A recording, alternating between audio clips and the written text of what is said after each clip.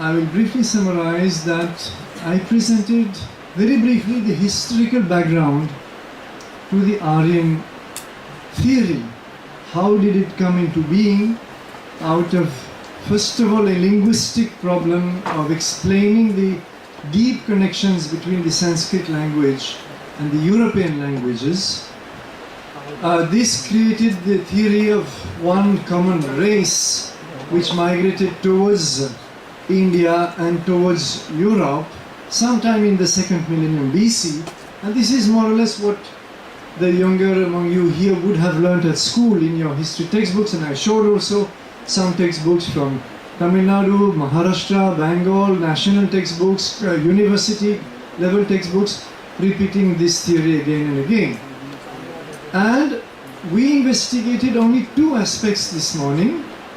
One was the textual aspect, that is to say the literary evidence. Is there any actual evidence in the Rig Veda, that which is, as you know, the most ancient Sanskrit text, which is supposed to have been composed by the Aryans after they came into India around 1500 BC, according to the Aryan invasion theory. Do we find firm evidence in the Rig Veda that these Aryan people came into India, migrated from another land, and subjugated the indigenous population? And I showed that there is actually no such evidence, which great Indian figures like Swami Dayananda Saraswati of Arya Samaj, Swami Vivekananda, Sri Aurobindo, Dr. Ambedkar had all pointed out to, and actually quite a few more, whom I didn't have time to mention. So there is nothing really in the Rig Veda, and curiously nothing in the most ancient literature of South India, like the Sangam literature of Tamil classical literature. The Sangam literature also has absolutely nothing to say about a supposed confrontation between incoming Aryans and supposed indigenous or Dravidian people. So this is the first great paradox which I showed you this morning, and in addition to this I explained that there is no recollection of a coming into India in the Rig Veda. There is no recollection of a coming from north to south in the Tamil Sangam literature. But this is very strange, and it doesn't fit with the Aryan scenario. Then we had a look at the second approach, which was the geographical evidence, and the geographical evidence of the Aryan theory showed us that there are contradictions here also. The Rig Veda talks about a very wide region, which is the Sapta Sindhava, all the way to Gujarat, through the run of Kutch, which it calls Irina, and this Irina shows that they had contact with the sea. This word Samudra, which they use, and depictions of ships and storms and waves also shows that. And this is not compatible with the coming into northwest of a few nomadic tribes, which the Aryans are supposed to have been, settling down in the Indus-Saraswati region and then composing the Rig Veda. They don't need such a huge, they would not have had time to expand over such a huge area. So briefly, this was the geographical paradox or against the Aryan theory. And then I introduced the question of the Saraswati river, which I am going now to take to its logical conclusion. And if those of you who were here this morning will remember that Rig Veda in the 10th mandala gives us the Nadistuti Sukta, the hymn in praise of rivers, where it lists rivers from east to west: Ganga, Yamuna, Saraswati, Shutudri, which is Sutlej, Shikni, and it goes on and on, all the way to the Indus and the Afghan tributary of the Indus. I will show you this map once again. And this is very strange for two reasons. One is that they are describing the rivers from east to west: Ganga, Yamuna, Saraswati, Sutlej, Ravi, Chenab, Jhelum, Indus and the Afghan tributaries of the Indus. Why do they do that? Why should the Aryans coming from west to east through the Khyber Pass, why should they describe rivers in the opposite order from the order in which they would have encountered them? There is no explanation. If you agree with the Aryan invasion or migration theory, you cannot explain. You cannot answer why they should do that. When the later historical chronicles of Alexander the Great's invasion, you would have read about Alexander the Great coming into India about 326 BC, and a lot of Greek geographers and historians chronicled his campaign, and they described the landscape of northwest India, the cities, the rivers, and naturally they described them from west to east, because that is the order in which Alexander the Great progressed, right? So why should the Aryans, following the same path 1,000 years before Alexander the Great, why should they list rivers in the opposite order? This is deeply mysterious. So now this was the first puzzle that the Nadistuti Sukta gives us. The second is the Saraswati itself. I explained the identification of the Saraswati with the Ghaggar Hakra river flowing today through Haryana, Punjab, northern Rajasthan, the Pakistani region known as the Cholistan Desert, and all the way to the Rann of Kutch. This was identified as early as 1855, not nowadays as many articles are propagating. This is not true. The identification of Saraswati with the Ghaggar Hakra river, which is today a seasonal river, it doesn't flow more usually than 100 kilometers or so, but during exceptional monsoons, and there was one in 2010, 5 years ago, there was a very mighty monsoon in northwest India. Indus flooded large parts of Pakistan, some of you might remember, and the Ghaggar flowed again all the way to Rajasthan. But this is exceptional, normally it does not. And but the Ghaggar has got a very, very wide bed, extending to 6 kilometers in some areas, which was noted not by 20th century recent explorers, but by British explorers in the early 19th century, and I gave all the details this morning. And this, number one, the presence of a dry bed exactly between Yamuna and Sutlej, as Rig Veda is mentioning. Number two, the presence of a tributary of the Ghaggar called Saraswati, even today Saraswati being of course a derivation of Saraswati. These two things together convinced 19th century scholars beginning in 1855 that this was the relic of the ancient Vedic lost Saraswati river, which actually the later Sanskrit literature describes as lost. In the Brahmanas, late Vedic texts known as Brahmanas, the Saraswati is lost at a point called Vinashana. Vinashana, all Indians should understand because this word has gone into all Indian languages. Nashtam, this means loss, ruin. So the river is ruined, it disappears. And Mahabharata also describes the river like this. And to anticipate a question which is often asked, when today we speak, to let us say average Hindus about Saraswati, they immediately associate Saraswati with the Triveni Sangam of Prayag, Allahabad. You know where this Mahakumbha Mela is taking place. And they say, but isn't this Saraswati located in the east, in the Ganges Valley at Prayag? You speak of Saraswati going to the west, that is to say to the Rann of Kutch. So the answer is very simple. The west flowing Saraswati is the original Saraswati. It is the Vedic Saraswati, it is the Saraswati of the Brahmanas, of the Mahabharata, and of several Puranas. The east going Saraswati at Triveni Sangam actually does not exist. There is no Saraswati there, and it is mentioned as invisible. People say it flows underground. No, this is just a pleasant imagination. There is a huge water table in the Gangetic plain, but there is no underground flowing river. It is simply a cultural device that Hindus adopted at a certain point in time, fairly late. It's a later tradition, to remember the Saraswati. The original Saraswati had gone, disappeared, but they wanted to remember it because culturally, as I explained this morning, it was of great importance. It was the only river in the Rigveda that had been deified, transformed into a goddess. So to remember this Saraswati, they adopted two devices. One was to relocate the Saraswati as an invisible, metaphorical river at the Triveni Sangam. And they say, let Saraswati be there with Ganga and Yamuna. The second device was to name a number of other rivers as Saraswati. And there are two Saraswatis in Gujarat. There is one in Bengal.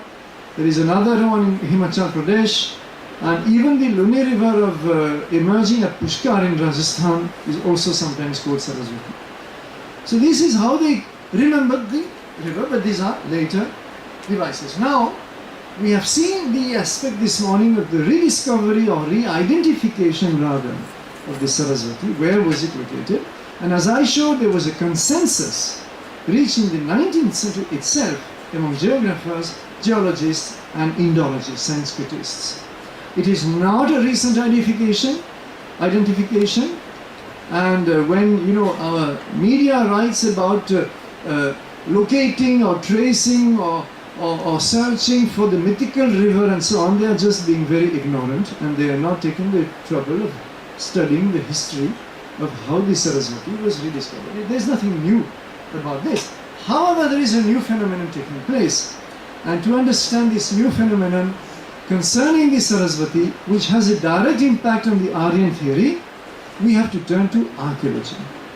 Archaeology is our third field, and it is of great importance for the simple reason, as I explained this morning, that if you want Aryans to have entered India about 1500 BC and entered in sufficient numbers to transmit the whole language, Sanskrit, to the indigenous population, to transmit their Vedic texts, because the whole of North India will gradually adopt the Vedic culture, and in fact the whole of India, even South also eventually after a few centuries will do so. And their social system based later on the what we call today caste, Varna Jati system, then these people should have left some material traces. You would expect a new people entering India around 1500 BC to have left different kind of objects that archaeology will detect, different objects of daily use, pots, forms of art, etc., etc. So these are things which are very easily detectable in archaeology. You see suddenly a transition from one material culture to another. And then you can say, well, yes, here there is a difference. Now, whether this is sufficient, first of all, does archaeology detect such a transition? We will have to see. And even if you do detect such a transition, is it sufficient to attribute it to Aryans coming into India? That will be another question. So with this summary, for those who could not be here this morning, let me now proceed and show you first of all the map of the Indus civilization.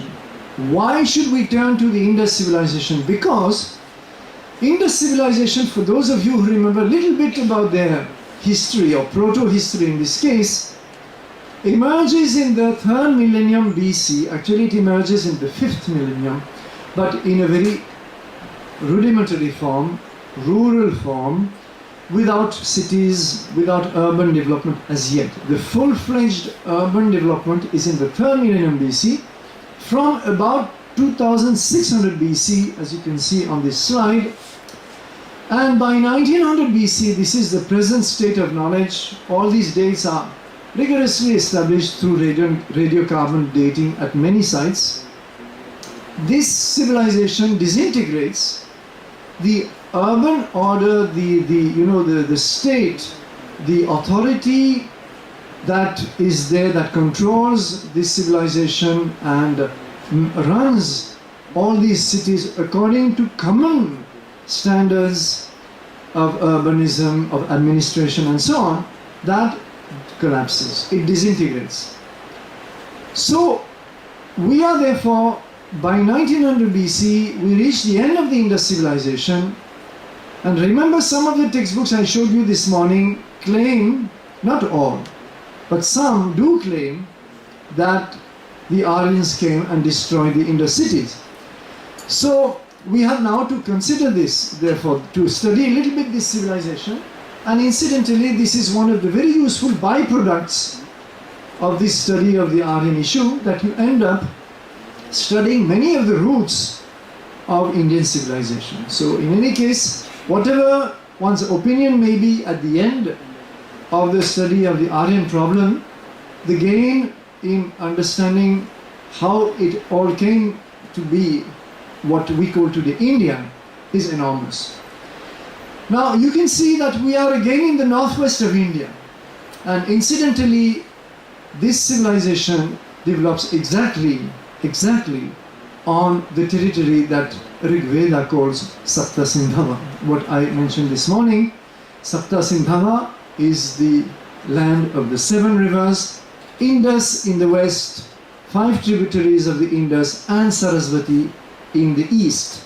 This was the consensus again of Indology in the 19th century. So we have Rig Veda in Sapta Sindhava. We have also Harappan or Indus civilization in Sapta Sindhava, or let us say in the northwest of India. Briefly, it was discovered in 1921 and 22 by 2 Indian archaeologists, Dayaram Sahani at Harappa. First of all, Harappa, that is why sometimes it is called as Harappan civilization, because that was the first site which was identified of this particular culture. And the next year, Rakhal Das Banerjee identified Mohenjo-daro as belonging to the same civilization. So Harappa will be here, and Mohenjo-daro, and this is Harappa in fact, okay, in what is today Pakistan, Punjab, here, and this is Mohenjo-daro in Sindh. And these 2 cities, 700 kilometers apart, were suddenly having the same culture, the same kind of bricks, the same mysterious seals, the same copper tools, and the same shapes of pots and motifs, decorated motifs on pottery. So this was, the date was not immediately clear. I will not go into the details, but within a reasonable amount of time, it was very clear that it goes back to the 3rd millennium BC. And this was a very major leap into the past that archaeology provided for India, because you must realize that before this Indus civilization, the oldest remains in India were of Buddhist times. Let us say 400, 500 BC at the most. These were the oldest relics that archaeology had come up with. Now suddenly we jump 2000 years back into the past, and we have this civilization of the Bronze Age, because this is the age of copper and bronze, not yet the age of iron. Iron will come later. I'll develop this point maybe tomorrow afternoon. And you can see that soon afterwards many new sites came to see that there is a big cluster of sites here, precisely on the bed. For those of you who were here this morning, you would recognize the location of the Saraswati in the map of C.F. Oldham, which I showed you this morning, which is of 1886. So the same river now comes up full of, in its vicinity, full of Harappan sites. So what does it mean? Before we come to the critical question, let me examine briefly what have been the various causes for this decline. I've told you 1900 BC, the city cities stop functioning as cities. The Harappans revert to a rural lifestyle. So what exactly is it that caused the demise of this great civilization, which has very brilliant achievements in many fields? Well, there have been a lot of debates about that. And the first cause which was assumed, and I will show you this in a couple of slides, was, well, what we saw this morning. Was it because of invasions by Aryans or whoever else? The second was, could social unrest be documented to explain the collapse of the Harappan state? This is a very hypothetical line followed by some scholars, but let us say without much evidence, because what you find in archaeology usually is of a purely material nature. It's not easy to document a social life purely through archaeology unless you have also a literature that comes with it. And in the case of the Indus civilization, we don't have a literature because the Harappan script is still undeciphered. And even if it was deciphered, the inscriptions are so short, those that have survived are so short that they would not tell us that much. They would be very important from a linguistic point of view. I will discuss this tomorrow, but they will not tell us much about the social life of the Harappans. Geographical overstretch, you see the map in the previous slide. The region is huge, almost 1 million square kilometers. This is about 1/3 of modern India. So some scholars like archaeologist Dilip Chakraborty have proposed that maybe the Harappans stretched too much and the whole became too large to be managed, run, governed, administered. So this is an interesting hypothesis. Another one is economic collapse, because towards the end of the Indus civilization there is evidence of ending of international trade. International in the sense that the Harappans were exporting a lot of their goods, especially jewelry, timber, and possibly some food items, some animals were exported to regions of the Persian Gulf and Mesopotamia. So all the way to about 2,000 kilometers away, they were traveling and exporting and trading in various goods. Now this trade, according to Mesopotamian literary sources, because in Mesopotamia, unlike in Harappan civilization, we have a huge literature, very luckily. And that literature tells us that the trade with this region is no longer mentioned after about 2000 BC. So this coincides with the end of the civilization. Is it a cause? Is it on the other hand a consequence? This is the kind of hypothesis that you have to test with some care, because you may rush to a conclusion that this is the cause of the demise of the civilization, but it might just as well be a simple consequence of it. So see how carefully interpretations have to be managed. Another cause is the proof, and now we can speak of proof through many environmental studies, that this entire region, not just this entire region, large regions of Africa, Asia, including China, Europe, even North America, from 2200 BC were afflicted by a long drought. Now a long drought doesn't mean that you never have any rain, it means that you have much less rain for a long period. And therefore you have to readapt your agricultural patterns, habits, and the production may be affected. And cities are always vulnerable, much more than the rural parts, to changes in agricultural patterns, because cities do not produce food. They depend on the agricultural hinterland. So it could be that this disturbance in agricultural pattern was a contributory factor to the fall of the Harappan civilization.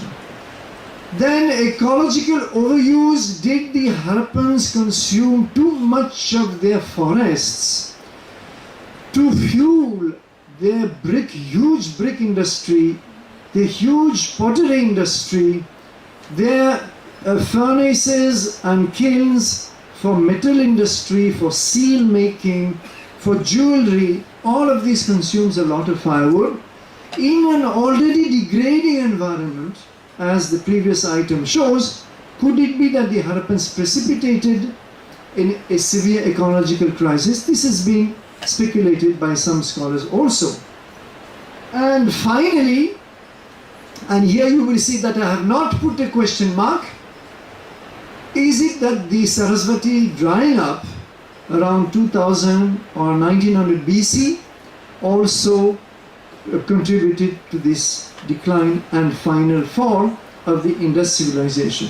Now, why do we put a date on the drying up of the Saraswati? What is it that allows me to say that Saraswati dried up around 2000 or 1900 BC, which coincides with the collapse of the urban phase of the Indus civilization? And the answer is in the next few slides. First of all, to supplement what I showed you this morning about the Saraswati, there have been more recent studies in several fields. I will not be able to show all of them. There have been very interesting geological studies in particular, but satellite imagery, which you can see here, this is actually a slide from a view from National Geographic, which you can access on your desktops today, and similar views from Google Earth. So anybody today can see the relic of the Saraswati, and this is what I have pointed with these red arrows. You can see Ganga here, you can see Yamuna here, Satluj is here with joining the Bias, and this is the relic, that is to say this is the bed of the Ghaggar Hakra river as it is called today, and it is deeply marked not because we have a deep valley. We don't have a deep valley there. In fact, if you walk on these locations, you might not notice more than a slight depression. The reason why you see such a deeply marked dark trace of the river is because, as I mentioned this morning, you might remember, some of you, wells of fresh water are still existing all along the dry bed of that river. Shallow fresh water. Even though the bed may be dry, there is still a high water table in the vicinity of this dried up river. And this is what the satellite imagery detects, because it creates a change in the vegetation pattern. The vegetation is denser in the vicinity of the riverbed. This is what the satellite imagery shows us. So then several satellite agencies like our own ISRO and many more conducted some research and supplied images, and ISRO in particular, or ISRO, has done at least 4 or 5 studies on the Saraswati River, tracing its bed and the evolution of the bed. And here you can see how they have marked the presence of Harappan sites. These are the yellow stars along, very close or along the bed of the dried up Ghaggar, Hakra or Saraswati River. And you can see in blue here the international border. This is another view on a much larger scale of the Ghaggar. This is what we were looking at just before, and now the bed of the Saraswati continues. But as you can see, it has a very complicated history. It doesn't have a single bed all the way to the run of Kutch, but several, for the simple reason that these rivers in the Indo-Gangetic plains, Indus and Ganges, these rivers are very shifty rivers. They don't stay put in one place, for a simple reason that the plains are very flat and those rivers carry huge amount of sediments. Indus, Ganges always carry huge amount of sediments, and they deposit their sediments as they flow along, and sometimes this deposit of sediment actually accumulates and forces them to change to another course. So this is well understood. River dynamics is quite well understood, and therefore it is not surprising to find these multiple beds of the Saraswati identified by satellite imagery. Now, this slide shows you simply the whole Saraswati basin as we understand it today, where you can see not only the Ghaggar, which I showed you this morning in several British maps, and the Saraswati. This I showed you many maps of this morning. But in addition, there are other tributaries like the Markanda, which is actually today a much bigger river than the Saraswati. The Dangri, this is the Patyavali, also known as Sirhind. This is the Vaha river, and then we have three Naiwal streams. All of them are seasonal today. None of them are perennial. None of them. For reasons which I will not go into, it is beyond the scope of my topic. It is assumed briefly that there were in the past contributions from the nearby Yamuna river and Sutlej, as you can see here, undergoing a sharp, almost a U-turn. It is assumed that parts and the paleobeds have actually been traced by satellite imagery, connecting the Yamuna system and the Sutlej system with the Saraswati system. In any case, whatever it may be, the fact is this is now the same view, except that I have removed the modern cities and towns which were there in my previous slide, and I have shown you instead, I'm showing you here the Harappan sites of the Indus civilization, which since 1941 have been identified and mapped in this region. As the caption explains, it was first Mark Orelstein, famous British explorer, archaeologist and Indologist, who had written in 1917 on the Saraswati and its identification with the Ghaggar river. And by 41, when he was 78 years old, he decided to go and explore the region of the Saraswati in what was called the Bikaner and Bahawalpur states, both princely states. Bikaner became northern Rajasthan after independence, and Bahawalpur is today a district of Pakistani Punjab, and much of it consists of the Cholistan desert, which is an extension of the great Indian desert into Pakistan. So you see here all these dots are Harappan sites. The best known of them, which I will show you briefly, some of them, Kalibangan here, Bhirana, Banawali, Rakigari, a huge site, one of the hugest perhaps in India, possibly about 200 hectares being excavated for the past few years, and many more. And here in Pakistan, there is also a very big cluster of sites, some of which were first identified by Mark Orelstein. In India, it is Amaranda Ghosh in 1950 who identified some Harappan sites, including Kalibangan on the Indian side of the border. So we have a high density of Harappan sites, but please note, and this is important, that there is a break here. For more than 100 kilometers on the Pakistani side of the border, we do not have any mature Harappan site. That is to say, we do not have sites of the urban phase of the Harappan civilization. And this was determined by the Pakistani archaeologist Rafiq Mughal. Rafiq Mughal noted this when he was exploring this region in the 1970s and adding a lot to the survey of Harappan sites in Cholistan, in Pakistan.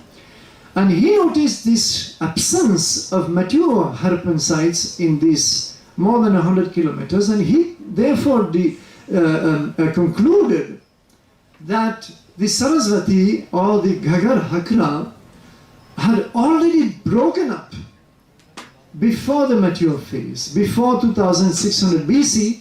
His conclusion is that, his conclusion is that here you already had a break and the Saraswati was flowing only up to what is today the Indo-Pakistan border. So now let us see the overall picture. First of all, these are statistics which I have compiled from many sources to show you that in the mature phase, as I have explained, the urban phase, after a long early Harappan phase and before the phase of decline of the civilization, you find 360 sites approximately. Actually today it will be closer to 400. These figures are 5 years old and there have been several surveys since then.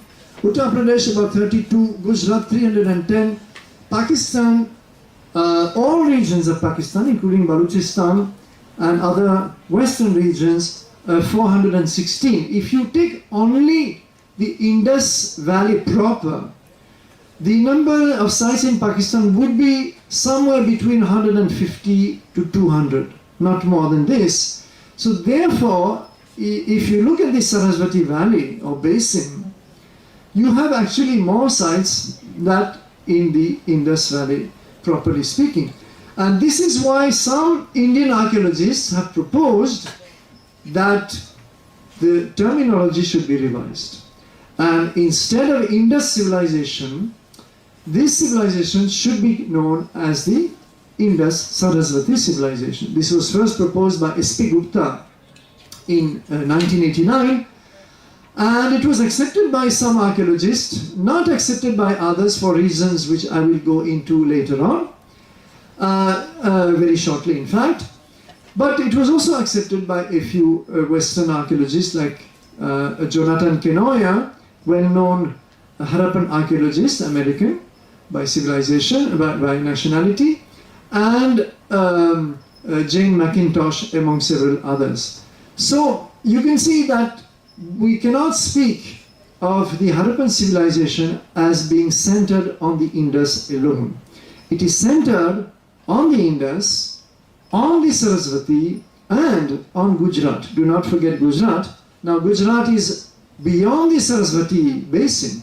So therefore even Indus Saraswati civilization is not a perfect terminology. It still leaves Gujarat out. So therefore we do not have today, a proper terminology. That is why some archaeologists continue with Indus civilization, others prefer Harappan civilization as being a very neutral term, others say Indus Saraswati. It doesn't matter, provided we know what we are talking about. That is all that matters. Now, but here I have shown you 6 maps of leading archaeologists like Raymond Alchin, like Jonathan Kenoya, like Gregory Possehl, also American. Alchin was of British nationality. Jane McIntosh, Jean-Marie Cazal, who is a French archaeologist. I think I have covered them all. And George Erdosi, whom we talked about this morning. So all of them, as you can see, if you follow the red arrows, all of them have marked Saraswati on their maps. Therefore, they have accepted the identification between Gagar Hakra and Saraswati. I mention this because again and again, you will see articles coming out in the media questioning this identification as if it is something propagated by fanatical Hindus, Hindutwas or jingoistic Hindus and so on. This is a complete misrepresentation. The identification with Gagar Hakra and Saraswati not only dates back to the 19th century, but has been largely accepted by the archaeological community itself.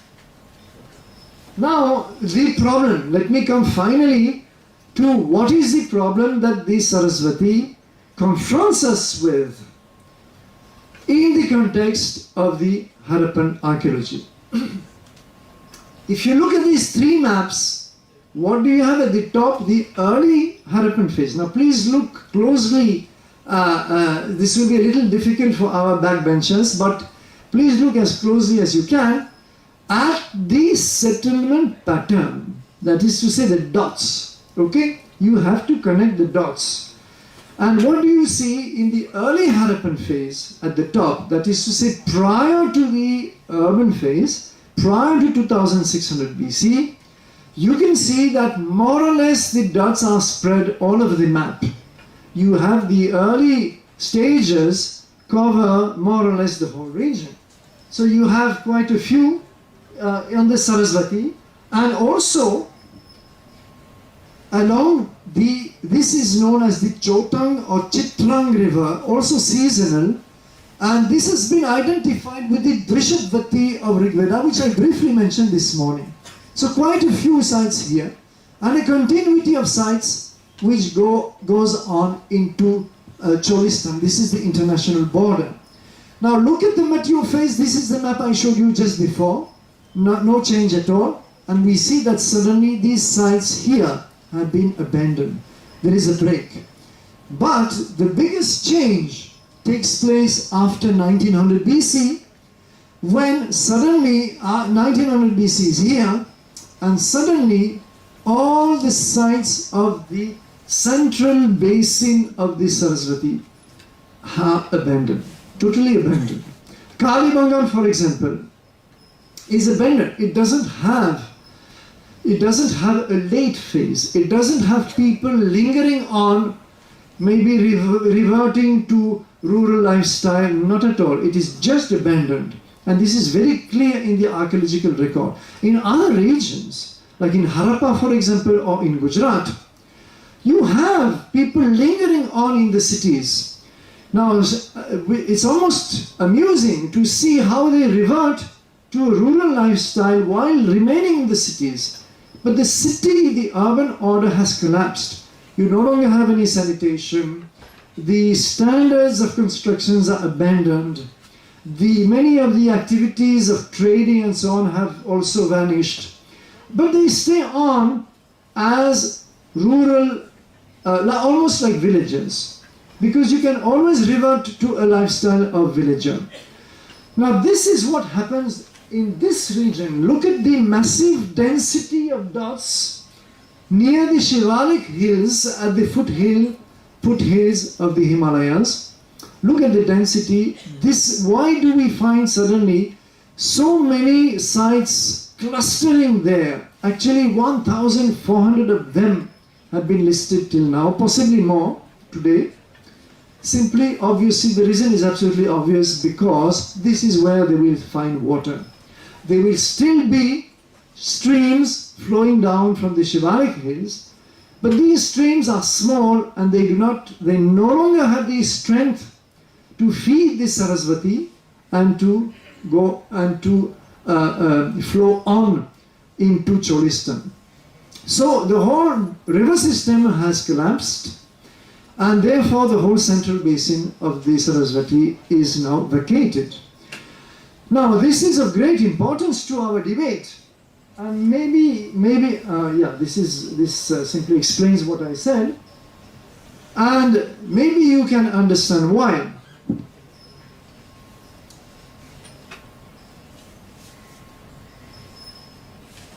And why, incidentally, the identification now suddenly becomes disputed by scholars like those whom I mentioned at the top of this slide, and who suddenly objected to the identification of the Saraswati with the Gagar Hakra. So what is the reason?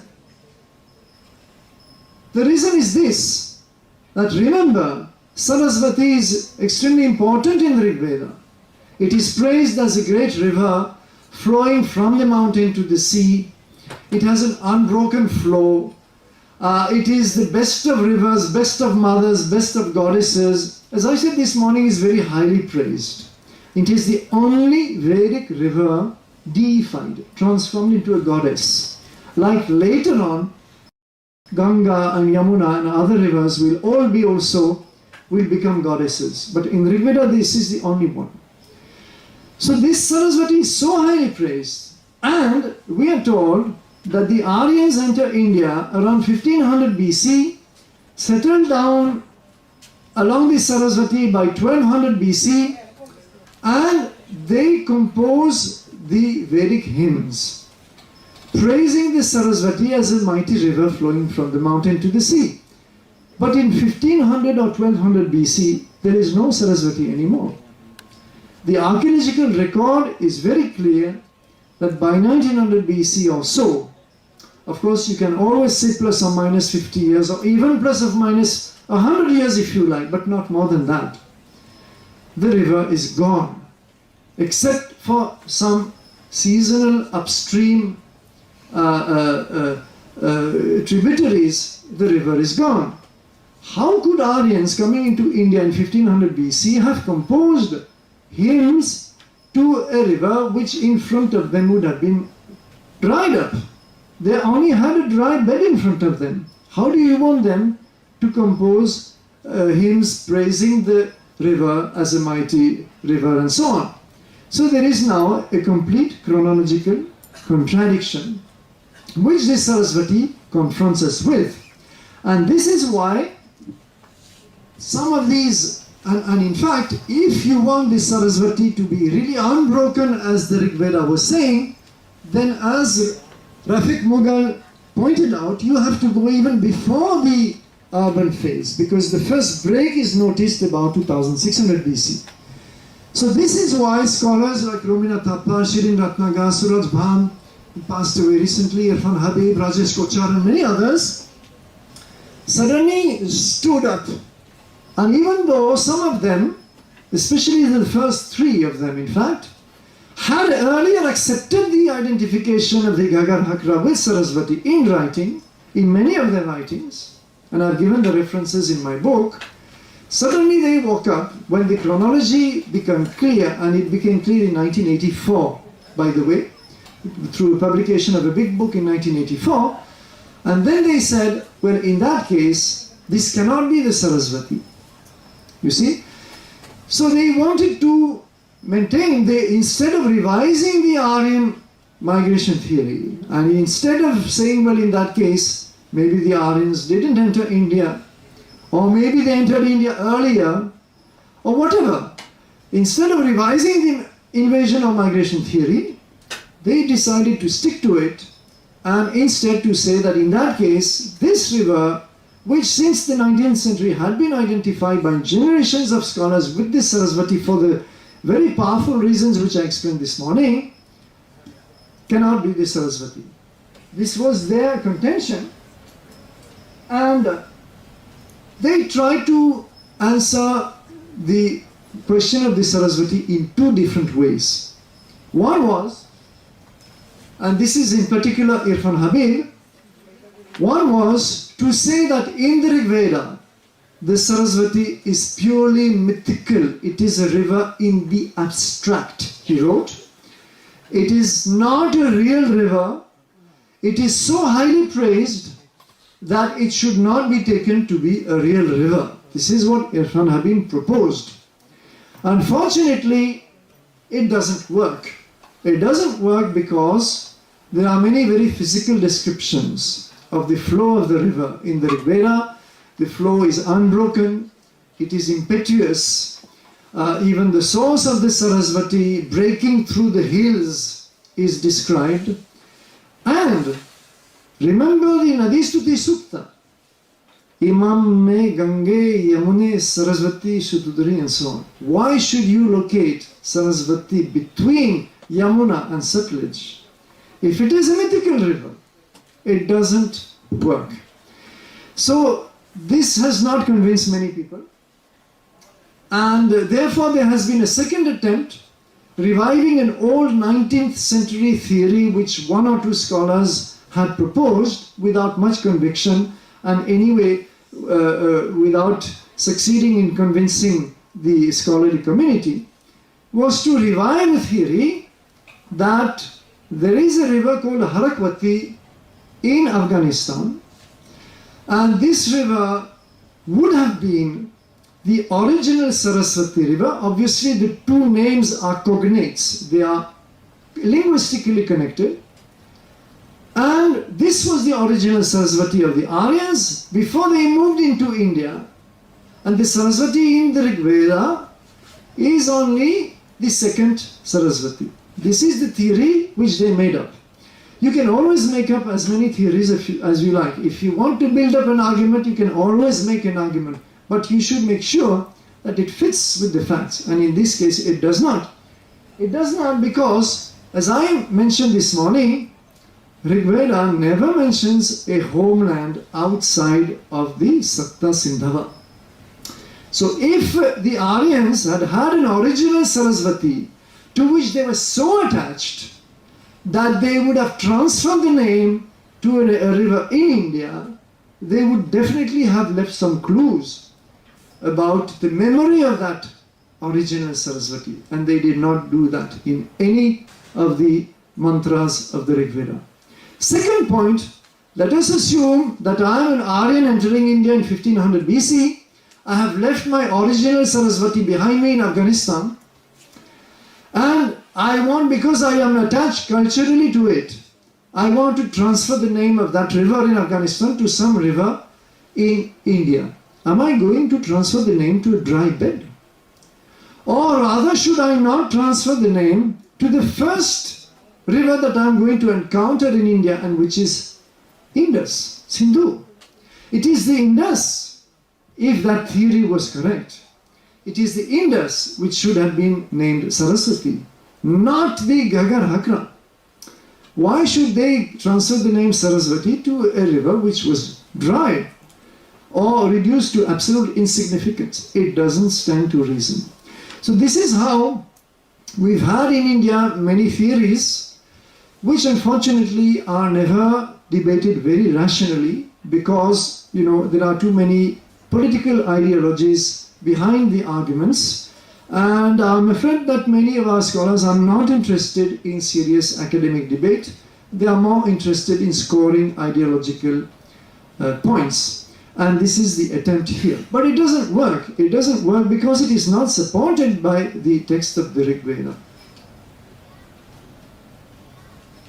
Then I move on, in the field of archaeology, I move on to what I have called the curious case of the missing skeletons. Those of you who were here this morning will remember a textbook from Tamil Nadu talking about heaps of skeletons found in the streets of Mohenjo-daro, and attributing this to the incoming Aryans.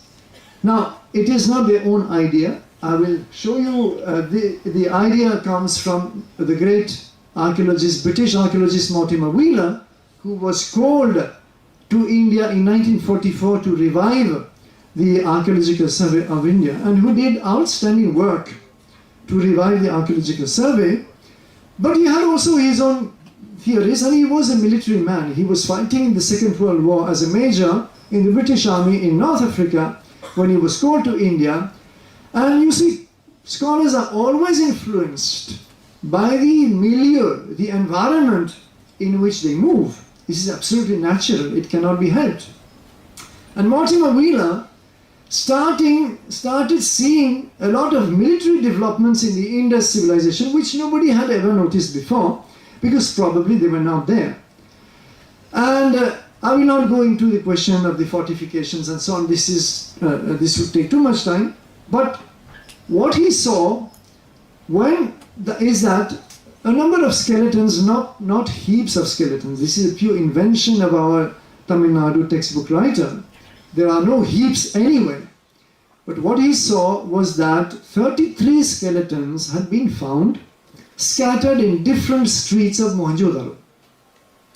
And he said, well, remember Indra as Purandara.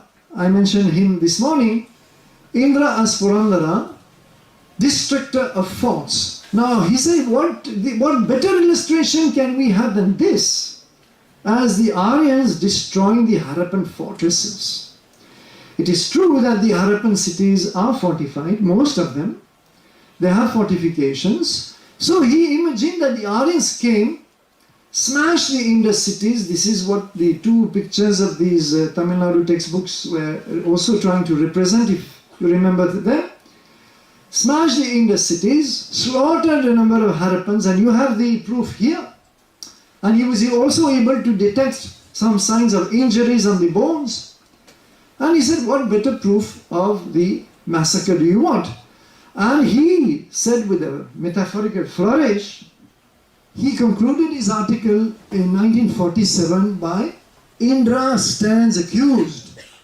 Famous formula, which means what? Which means that Indra, as you know, is the leader of the Vedic gods. In much later Hindu mythology, Indra will be the king of the gods. Now he is the leader of the gods, very powerful god in the Rig Veda, unlike in later Hindu mythology. And he leads the Aryas into battle. And so he said Indra stands accused, that is to say the Aryans are accused of having destroyed the Indus cities. Well, a very nice theory, again very spectacular, it impressed a lot, and don't forget that Mortimer Wheeler had a very powerful personality, very persuasive, brilliant writer, brilliant scholar, brilliant archaeologist. Nevertheless, once again the theory failed, and it failed for very sound reasons. It failed first of all because, as George Dales, a brilliant American archaeologist, was able to establish in 1964, Professor B.B. Lal, a famous Indian archaeologist, also had shown independently that first of all, the skeletons do not all belong to the same epoch. If you have a massacre by Aryans, you naturally expect all the skeletons to be of the same stratum, of the same archaeological layer, and therefore the same epoch. That's not the case. And that is pretty damaging in itself, because if the skeletons belong to different periods of time, the arguments fall through. But that's not the end of the thing. So in conclusion, Dales proposed that they were just victims probably of floods, and it is a fact that Mohenjo-daro was flooded several times. This is documented in the archaeological record. And he said that probably they were victims of floods and they were just sloppily buried in those streets. And he asked to counter the mythical massacre of Mortimer Wheeler, he asked, where are the burned fortresses which would also have occurred during the attack by Aryans? Where are the arrowheads, the weapons, the pieces of armor, the smashed chariots and bodies of the invaders and defenders? And he said that this is all a mythical massacre, there is no truth in it. Further to this, in the 1980s, Kenneth Kennedy, a very well-known and highly respected American bioanthropologist, he was associated with Cornell University and passed away just last year, in fact. And Kennedy worked on hundreds of skeletons. We will meet him again tomorrow. So please remember his name, not a very difficult name to remember. We'll meet him again tomorrow in another context. And he examined those skeletons, that was his expertise. And he detected that, in fact, many of the so-called injuries on the skeletons were either the result of post-mortem erosion, which means damage to the bones in a process of natural degradation after the bones got buried, or even worse, they had healed before the death of the owner of the skeleton. In other words, you may have a fracture today, the fracture will heal, but it will remain, it will leave a trace. If you die after a month or two or 1 year, the trace will be visible on your bone, but it doesn't mean if the injury is shown to have been healed, then obviously it cannot be the cause of your death. So this was the end of Wheeler's theory, even though we continue to teach it in many of our textbooks, as I showed you this morning. And this is the unfortunate part in India, that our textbooks are full of such obsolete material. The textbook writers do not take care to research the topics that they write about. They also do not believe in updating their knowledge. If they can grab a 1947 article talking about massacre by Aryans. They are satisfied and they will not look at all the work that was done later on, which is what you are supposed to do when you do sound research. And our textbook writers do not do any research. So they use mostly the traditional copy-paste technique. So this is the end of the massacre theory. But in addition, there is another aspect to the archaeological evidence, which is that, as I said, you would expect, let us assume now, that the Aryans came not as aggressive warriors, but as peaceful people. Okay, this is known, as I said this morning, as the Aryan migration theory. Aryans do not come as invaders, they just migrate into India, into the subcontinent. When I say India, of course, it means the Indian subcontinent. It includes the whole of Pakistan in those days, naturally. So, then the question of the massacre does not arise. Fine, very good. You have avoided that problem. But one problem remains, that you still expect these new people coming in to have brought their own objects, as I was explaining, and their own pots, and their own art, and their own tools, and their own weapons, if they have any, and so on. And this should be detectable in the archaeological record. And here the problem is that there has not been any visible coming into India of a new material culture. So Professor Bibilal, for example, says no evidence of invaders represented either by weapons of warfare or even cultural remains left by them. So this is the great difficulty, that archaeology does not support the coming of a new culture.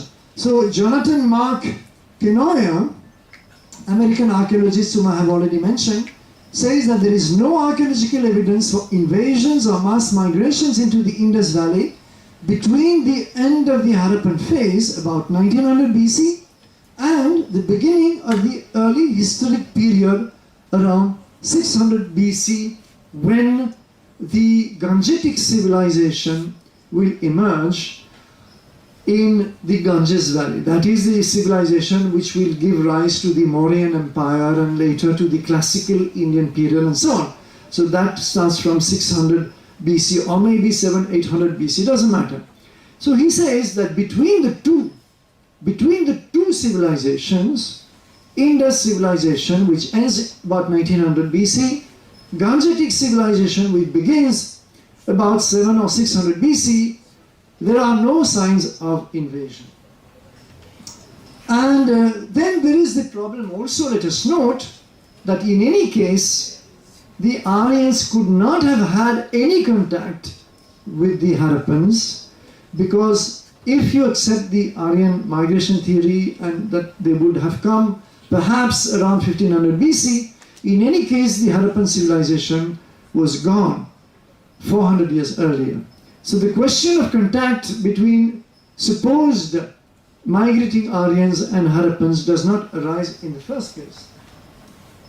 Now, that has not stopped a number of scholars from looking for traces of the Aryans coming into India. And there's a huge literature about that, which I will only very briefly mention, which consists in looking at any of the late Harappan cultures. I have explained already that the Harappan civilization disintegrates about 1900 BC.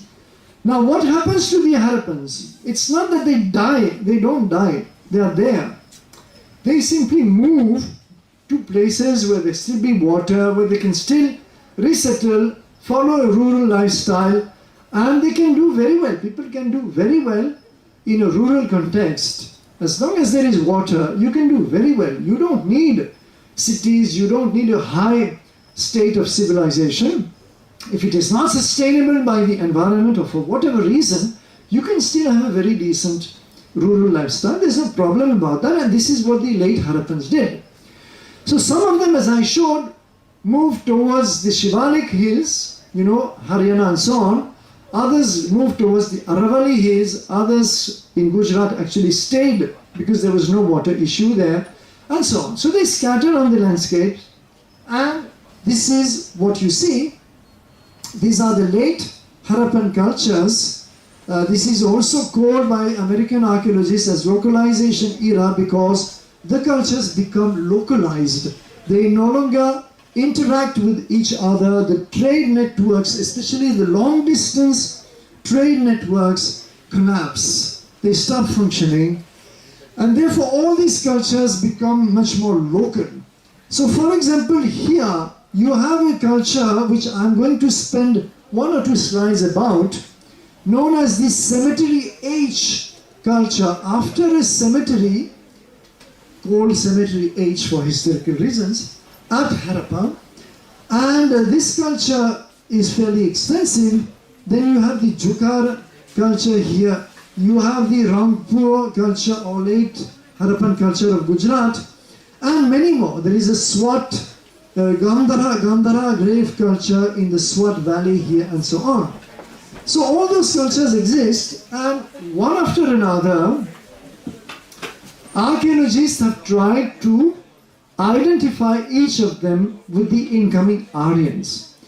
And one of the main candidates was the cemetery age culture, which I have shown you just now. And the reason why this was a good candidate was because there were lots of art forms on the pottery which gave a lot of room to interpretation.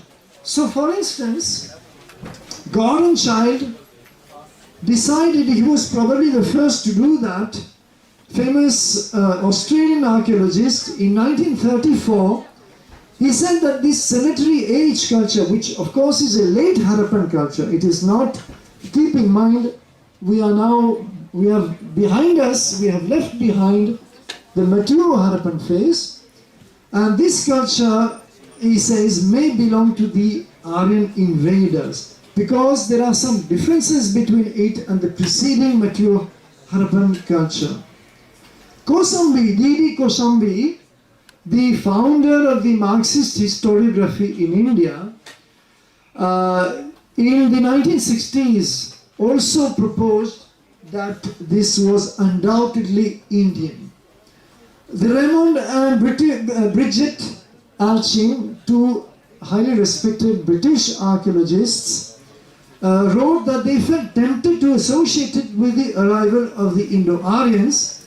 And finally, D.N. Jha, who, as I mentioned this morning, wrote a book on ancient India, writes that cemetery age is believed to have belonged to an alien people who destroyed the order Harappa, and he says that these aliens were the Aryans, barbarians. Now you can see that there is apparently an agreement among all these scholars, and apparently it looks as if we might have found traces, archaeological traces of the Harappans entering India. However, again, it doesn't work. It doesn't work, and this theory no longer, except for scholars like D.N. Jha who do not believe in updating themselves, it doesn't work because none of the scholars who have worked in the field in recent years, none of the archaeologists agree that there is such a discontinuity between the mature Harappan culture and the cemetery age culture. And here you see, for example, by the way, you see some of the beautiful Harappan motifs or cemetery age motifs on this culture, on these pots, and you can see in fact that many of them are mature Harappan motifs. I do not have time to make a thorough comparison, but you have peacocks which the mature Harappans were using, you have antelopes which they were portraying. It is the style which is different, but the motifs are shared with the earlier mature phase. So even when a scholar like D.D. Kosambi, wanting now to find some proof of Harappan, of Aryan affiliation Aryan authorship of the cemetery age culture, he selects, for example, this pattern, which is very interesting, this design where you have a peacock or some bird, and this peacock, in his belly is a reclining man. Now what does it mean? He interprets it in terms of the Mahabharata. And in the Mahabharata there is a passage where the dead have been eaten by birds and insects of various sorts, but more specifically by peacocks. And he says this may be an echo. And therefore, since Mahabharata is an Aryan text, therefore this is an Aryan culture. The parallel is hasty and not very good. In fact, I could give a much better parallel, because in the Rig Veda I found a hymn which speaks of man consuming birds. And therefore I could also argue, if I wanted, that this is a manifestation of Vedic culture. But what does it prove in the end? In the end, the discontinuity is imaginary. There is no discontinuity between the previous mature phase and the cemetery age culture, because you have, as I said, the same motifs: bulls, gazelles, peacocks, people, leaves, etc., which were there in the earlier period. And according to Kenoya, who has worked a lot at Harappa, it reflects only a change in the focus of settlement organization from that which was the pattern of the earlier Harappan phase. It does not reflect a cultural discontinuity or urban decay or invading aliens or site abandonment, all of which have been suggested in the past. So 1991, Kenoya has put an end to this theory that cemetery age is Aryan. Well, perhaps it is Aryan, but if it is Aryan, the preceding phase of the mature Harappan also will have to be. This is the archaeological conclusion. So it cannot be Aryan without the mature Harappan phase also being Aryan. And now the point is, and I will not continue scrutinizing culture after culture like the Jukar culture or the Gandhara grave culture and so on, because it is exactly the same phenomenon in all those cultures which have been attributed to the Aryans by one or another scholar. All of them evolved in continuity with the preceding mature Harappan phase. There is no discontinuity, which you should have if those cultures had been created by invading Aryans. We would not have a continuity, but we do have for all of these cultures. So this is where archaeology fails to accept that there is an Aryan invasion or migration. There is, in addition, a problem in deciding of the culture associating a particular material culture, say some pots like those we found in the cemetery age culture, to associate them with a particular culture like the Vedic culture is always a very delicate exercise, because you have to interpret. You have to say, well, this pot reminds me of a particular motif in the Rig Veda, and therefore it is an Aryan pot. It is not a legitimate exercise unless you can produce a huge amount of evidence and many such clear parallelisms. You are actually not following a very sound method. And this is what Jean-Marie Cazal, this French archaeologist who worked in the Indian subcontinent, wrote in 1969, but unfortunately our scholars do not follow such sound advice. He said, until now, Aryans have eluded all archaeological definition. We can define the Aryans as people of a certain culture in the Rig Veda. Yes, Aryas in the Rig Veda are those who worship the gods in the right way, who pronounce the mantras in the right way, who perform the rituals in the right way, and who defend the cosmic order, which in the Rig Veda is called Ritu or Dharma. So this is the definition of the Aryas in the Rig Veda. Those who, it's a cultural definition. Now to transfer this definition to an archaeological definition is a huge leap, which Jean-Marie Cazal tells us is very risky. And he says, They have eluded all archaeological definition. We cannot define the Aryans archaeologically speaking. We cannot pinpoint them on the ground. You see, he says, no type of artifact, no class of pottery has been discovered that would enable us to say Aryans came this way. Here is a typically Aryan sword or goblet. He is being ironic here, and he says it's impossible to identify one object as being Aryan or not, because the two things belong to two different, totally different realms. One is hardcore archaeology and material remains. The other is a text where certain cultural concepts are given to define what is Arya, what is Dasyu, and so on. And unless you have a literature, suppose you have one day a long Harappan text which is readable and which tells us about the culture of the Harappans in great detail, then you cannot extrapolate out of simply one or two pots or objects. So this is the very sound warning that Kazal gives us, which unfortunately many scholars have not heeded, and therefore their hasty conclusions. And so on. So this is the Swat culture I was telling you about. Then there is a painted grey culture. This is a culture in Central Asia known as Oxus civilization or Bactria Margina archaeological context. All of these have by one scholar or another been associated with the incoming Aryans, but ultimately this is all pure speculation. And you can never prove these theories because, again, you cannot easily equate a text and a material culture. So this is where archaeology brings us back to earth, down to earth, and tells us stop all these exercises of trying to trace the Aryans on the ground. They're not going to succeed.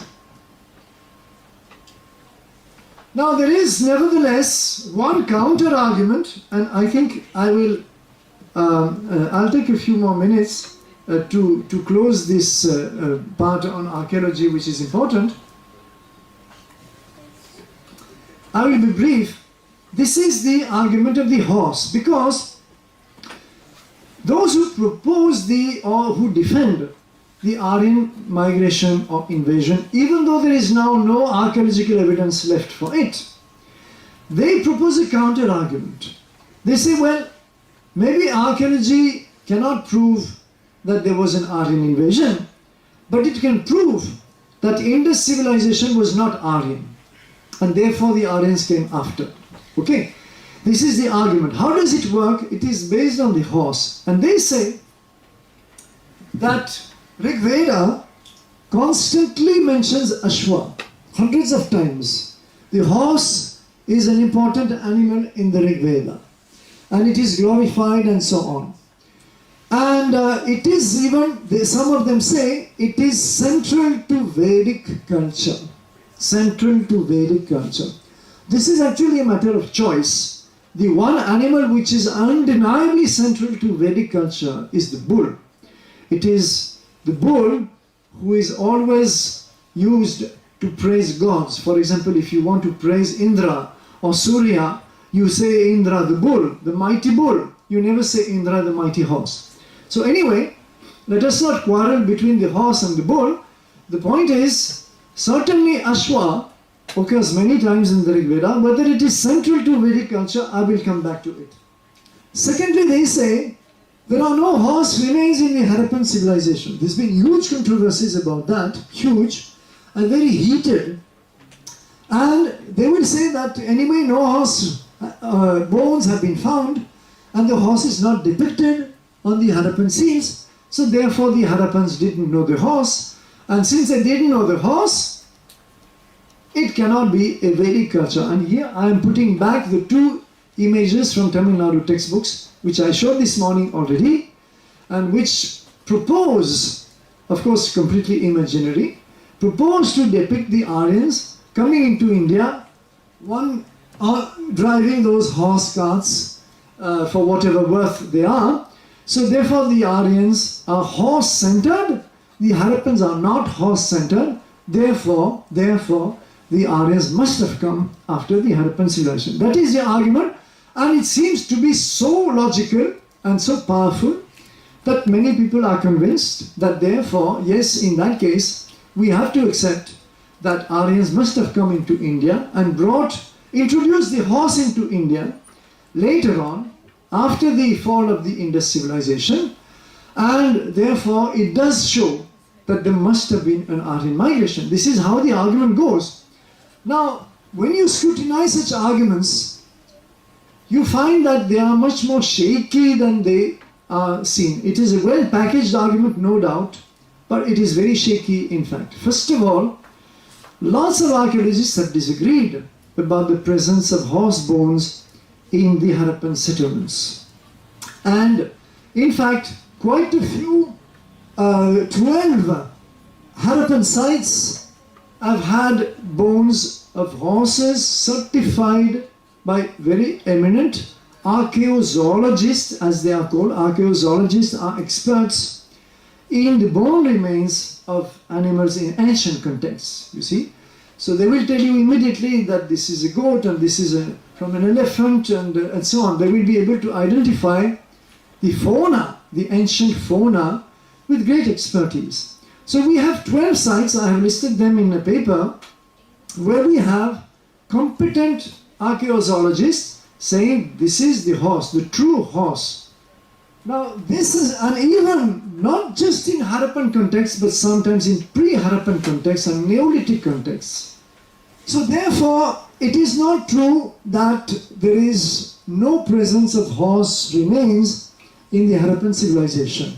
There may be few, but there are, for example, here you see at Surkotala in Gujarat, bones of horse, the true horse, which were certified first of all by an Indian archaeozoologist, his name is A.K. Sharma, and secondly by Sandor Buchaney, who was an international expert in the evolution of the horse. He was specialized on the worldwide evolution of the horse. How did the horse species come into being? How did it spread? Through what cultures? And so on. And Sandor Buchaney one day was visiting, in the 1990s, was visiting New Delhi, and he was shown the bone remains of Surkotala. And he examined them and he gave a written report on the spot to the Archaeological Survey of India that these bones are the bones of the true horse. And not only the true horse, but the domesticated true horse, because some of the teeth, there were also a few teeth, not just bones, some of the teeth showed the mark of the horse biting his bit. You know, when you put a bit in the jaw, in the mouth of the horse to control him, then this leaves, when the horse bites out of annoyance or habit, it leaves specific marks on the teeth, and Sandor Buchaney identified them. Now normally, in a normal context, you would expect people, when you excavate, invariably the bones you find are the bones of the animals that are eaten, that are butchered and eaten. So in Harappan sites, you find a lot of bones of cattle, goats, various wild animals who were identified rigorously. Occasionally, very rarely, but occasionally the camel, occasionally the elephant, etc. But you do not find, or very rarely, bones of animals that are not eaten, or bones of wild animals that might just pass through, but again would not be hunted or eaten. That is quite logical. So if the horse was not eaten in those days, if the Harappans preferred cattle, goats, etc., then it stands to reason that horse bones are going to be rare, and this is what we find. But they are there. And even though some scholars have tried, and even some archaeologists have tried to argue, and one of them, an American archaeologist, Richard Meadow, tried very hard to convince Sandor Buchaney that Surkotala horse bones were actually bones of wild ass, some species of wild ass, and not the true horse. Sandor Buchaney, till his death, in fact he died in the middle of the argument a few years ago, some 10 or 12 years ago, remained and stuck to his guns that these are the true domesticated horse. And he was, as I said, a world authority on the horse question. So this is about the existence of horse, and in fact that existence was earlier accepted by some archaeologists. Even the same Mortimer Wheeler, who was defending the Aryan invasion so strongly as you saw, the same Mortimer Wheeler writes that the bones of a horse occur at a high level at Mohenjo-daro, and from the earliest, doubtless pre-Harappan layer at Rana Ghundai in northern Balochistan, both horse and ass are recorded. It is likely enough that camel, horse and ass were in fact all a familiar feature of the Indus caravans. So you see how Mortimer Wheeler has no problem with the existence of the horse. Now, is it true? Secondly, is it true that the horse is never depicted? This is another question. Now here there is a subjective part of interpretation. This is a figurine from Lothal, which has been interpreted by S.R. Rao as being a horse, a figurine of a horse. It's not very clear, I must admit. Some scholars have said it is more like a dog. Nevertheless, the tail, if you look at the tail, it's a little bushy. And it is more like the tail of a horse than the tail of a dog. But let us admit that the figurine is not very clear. Now this one at the bottom, identified by Ernest Mackay, another well-known British archaeologist in the 1930s, from Mohenjo-daro as a figurine of the horse. And he does that on the basis mostly of the elongated neck and the shape of the head. This is definitely a better representation of the horse, but I have to be honest with you, that's about the only one we have. So it is a fact that the horse is rarely depicted, if at all, and apart from this definitely good candidate, the seals, Harappan seals, if you remember from your school textbooks, those tiny square objects of steatite engraved with animal representations and some of the mysterious Indus writing on top. These seals usually represent a bull or a unicorn. We will see some of them tomorrow morning. In fact, for those of you who will be here tomorrow morning, we will explore the cultural, more of the cultural context of the Harappan civilization. And these seals never represent the horse. So this also has been, advocated as a proof that the Harappans did not know the horse, but this is not a proof at all. Because you don't find on the seals the lion. You don't find the cow, though you find the bull. And if there were bulls, there must have been cows, logically, right? But the cow is never represented. You don't find the camel or the wolf or the cat or the jackal, yet all these animals were present in the region in those days, and the Harappans must have known them all. So therefore, what does this mean? It simply means that the Harappan seals are not a zoological catalogue. They do not represent, and in fact, as I will show you tomorrow, there are also on the seals a lot of mythical animals, animals with 3 heads, or the famous unicorn with a single horn emerging from the forehead. These animals do not exist in reality. So the seals should not be taken as zoological catalogues. Harappans had their own cultural choices, to determine which animal they wanted to represent and for what purpose. And we cannot explain those purposes because we simply cannot read enough of their culture. So this is simply to show that the horse did exist in the Harappan civilization, but probably was not culturally important for the Harappans, or in any case was not much depicted. But now, there are a few hidden aspects to the horse question, and I'm going to take an extra 5 minutes, if you permit, so that I can close this topic and we will end with it today. Hidden aspects, which is that if you go by the original argument about the horse, you want the Aryans to have come into India and brought the horse into India, right? If you defend the Aryan migration theory. In that case, we would expect after 1500 BC, we would expect much increase in the horse remains and in the horse depictions, right? We should expect sites where suddenly we find horses, horse bones, and depictions of horses and so on, especially if the animal is so precious to the Aryans as we are told. If it is an instrument of conquest, as certain scholars have argued, then they should have glorified it in their art. There is no such thing. There is no increase in bone remains. A lot of early historical sites, I have listed many of them in my paper on the horse, have no horse remains whatsoever. If you do, but overall, the picture is more or less what you had in the Harappan civilization as far as horse remains and horse depictions are concerned. Horse depictions in India begin only with the Mauryan Empire. Mauryan Empire, 4th century BC is when suddenly the horse is depicted in a big way, also the lion and other animals. Before that, the horse is not depicted. So why is that? Well, we don't know. These are cultural choices. You cannot simply say that because the horse is not depicted, then there is no horse. In that case, you would have to argue that the Aryans only came in the 4th century BC at the time of the Mauryan Empire. You see, when the horse suddenly becomes depicted. So obviously the argument has no validity.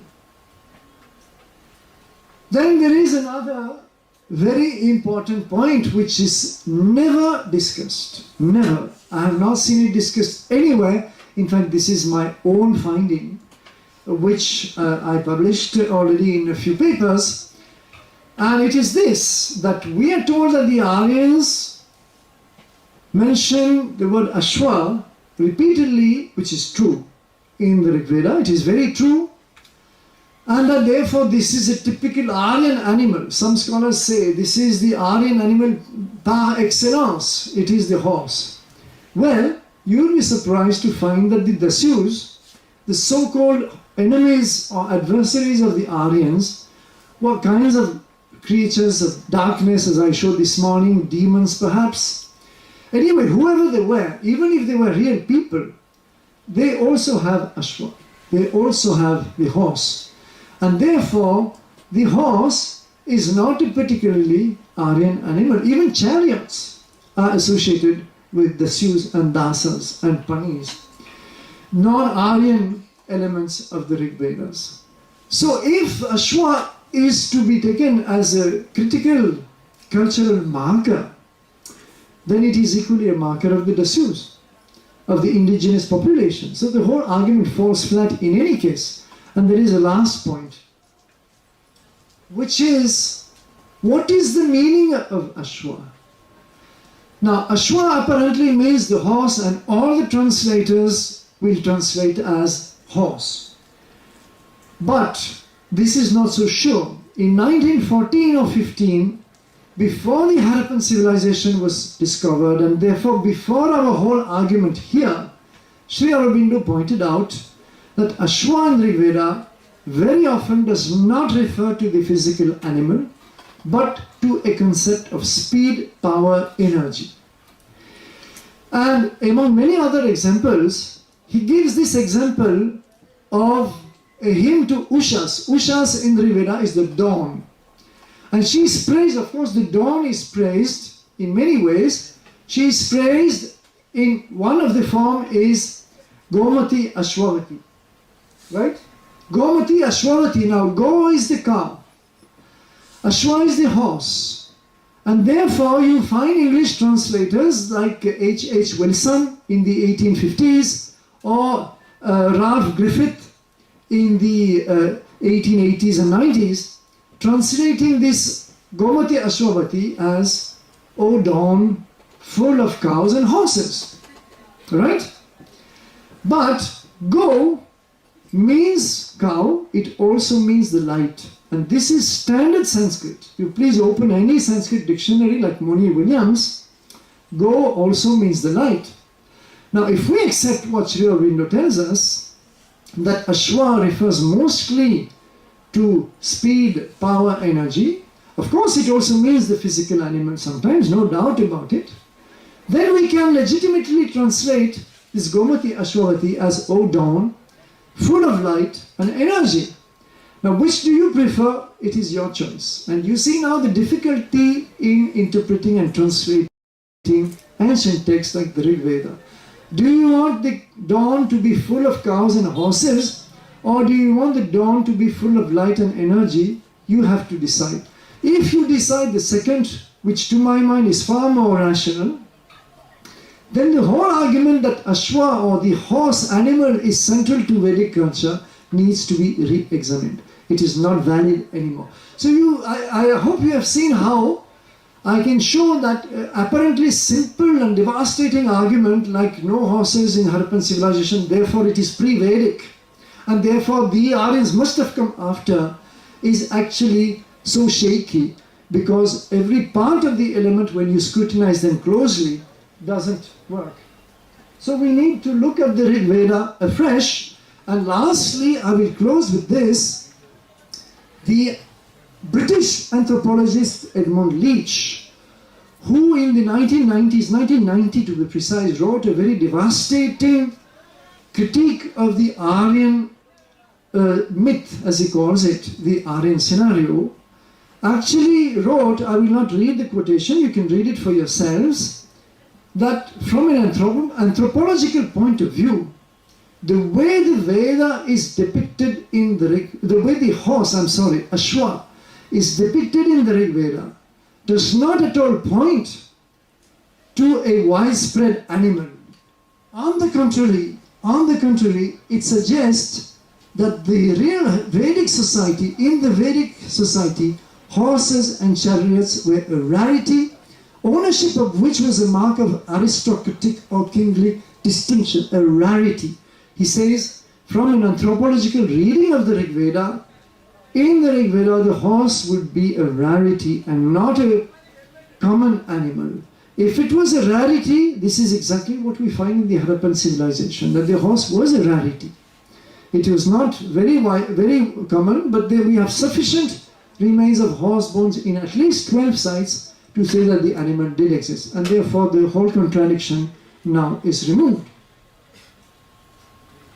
So we will continue. I'm sorry that I slightly exceeded my time. We will continue tomorrow morning with the fourth aspect of the study, and this will be quite an interesting study of comparing, trying to see how far we can compare the Vedic culture and the Harappan culture. Since there is supposed to be a complete break between the two, we will test the hypothesis of this break, and we will examine whether we have a break or a continuum. And tomorrow afternoon will be devoted to some other aspects of the Harappan issue, of the Aryan issue, and some conclusions. And I hope by that time you will realize that these problems are not handled with the subtlety and the complexity which they deserve by most scholars. Thank you very much.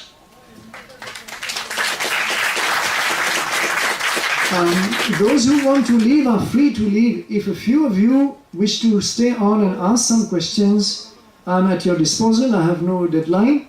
So if questions are there, they can be asked. But if some students wish to leave the hall, they are free to do so. You can use this mic also.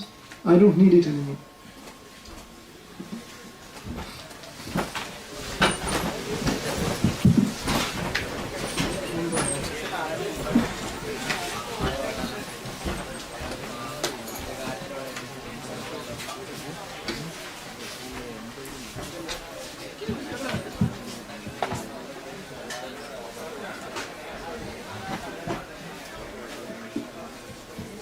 So perhaps we won't have too many questions, but if there is any, please don't hesitate. Please don't hesitate.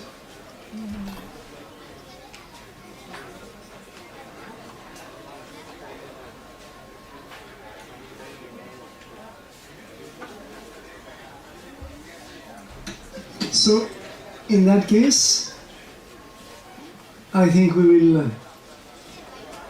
oh, there is a question after all.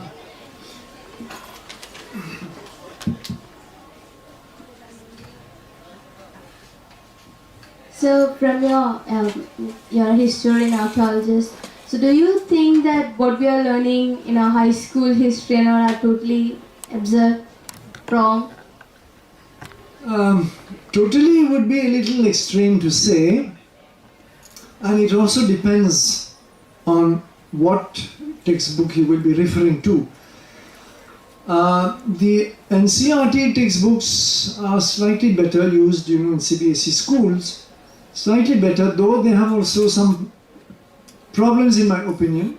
Again, it depends which class you are going to look at, and whether you look at ancient India, classical India, medieval India, colonial India, modern India. There are issues in all of them. The state bonds are usually of inferior quality. At least I have seen this in whatever textbooks I have been able to get from Tamil Nadu, Maharashtra, Bengal, 2-3 other states. I have found a lot of mediocrity. Mediocrity means what? It means that the writer often is not careful, doesn't distinguish the arguments well, he doesn't write well. And secondly, not up to date. As I said, they don't bother to keep themselves updated, about the latest scholarship. Or if they take recent scholarship, they will take only one line, they will ignore all the other lines. So if you are a good textbook writer, you should put in front of the students at least some of the major lines, even if scholars disagree. Take the Aryan issue. Even if you want to show that some scholars believe in it, and what are the reasons for believing in it, and others reject it, and what are the reasons, you do that. Present the two sides to the students, so that at least they can understand that there is a problem, and then they can maybe start thinking themselves. Instead of that, you feed them only one line, and that too in a totally outdated manner, based on completely unreliable material. That is not fair to the students.